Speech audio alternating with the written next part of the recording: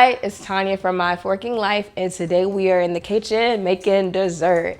We're making my recipe for really easy peach cobbler. Now, I love peach cobbler. Obviously, it's healthy, right? It's peaches. If you're from the South, especially in the summer, those yellow cling peaches, they're so good, and they're always on sale. However, for this recipe, I'm gonna actually use frozen peaches. It's a lot easier. I don't have to worry about peeling and cutting them. It's just one of those quick hacks that I like to use to make this recipe. So to use this recipe, I'm gonna use about a pound of frozen peaches that I picked up at my grocery store, some white sugar, some vanilla extract, some fresh lemon juice, some baking powder, some buttermilk, and a little bit of cinnamon. So to prepare my frozen peaches that I've gotten from the grocery store, what I do is I lay them out in a flat layer so that they can defrost. It takes about 30 minutes to have them defrost as opposed to me cutting and slicing the peaches. I usually just put them in a skillet and let those defrost until they're ready to be used. Then I grab a nice mixing bowl and I dump those peaches in there. After I've dumped my peaches in the mixing bowl, I go ahead and add my sugar. I am going to use brown sugar for this step as opposed to white sugar. I'll use that later. I'm also adding vanilla extract as well as a nice hefty squeeze of lemon juice. Fresh lemon juice really brings out the flavor in this recipe. And then just a dash of cinnamon, and then I mix it. So I've got that all mixed up, and now I'm gonna set it aside so I can make the topping for our peach cobbler. Now my topping is a little bit different. It's a cake-like topping, starting with some melted butter, some all-purpose flour.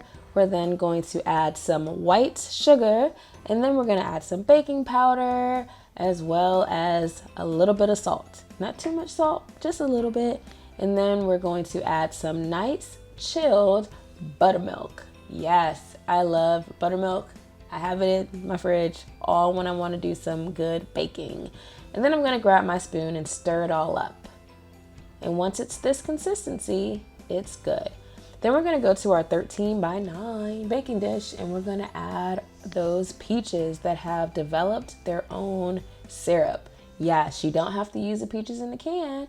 Ironically, for some reason, peaches, frozen or fresh, will create their own syrup when you add a bunch of sugar to it.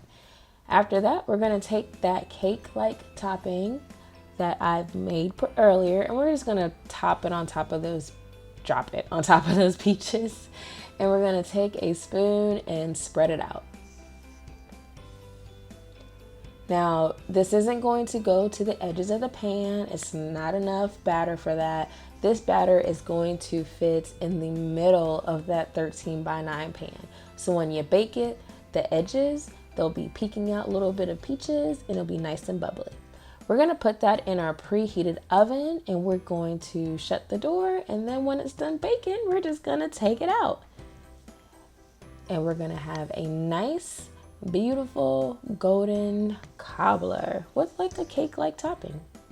And there you have it, delicious and easy peach cobbler. And of course, grab some vanilla ice cream. I tell you, it's going to be the bomb. So first, what we're gonna do to serve, just grab a bunch by a spoonful.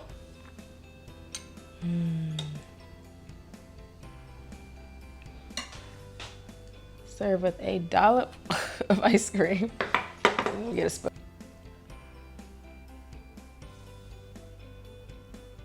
And if you don't have ice cream, whipped cream will do just well as well. Oh, I got a recipe for that on the blog as well. Check it out.